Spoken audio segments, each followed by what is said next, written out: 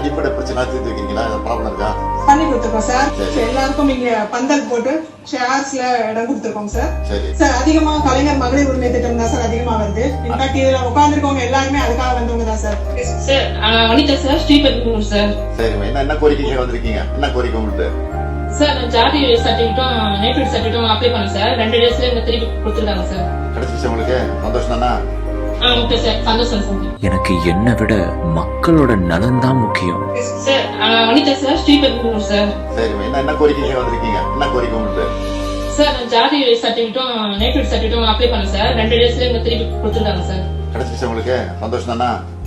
Okay sir, சந்தோஷம் sir. மருத்துவமனையில் சிகிச்சை பெற்றுக்கொண்டே வீடியோ காலில் குறைகளை கேட்டறிந்த முதலமைச்சர் தன்னை பற்றியும் கவலைப்படாமல் மக்கள் நலனில் அக்கறை கொண்டு மக்களின் தலைவன்.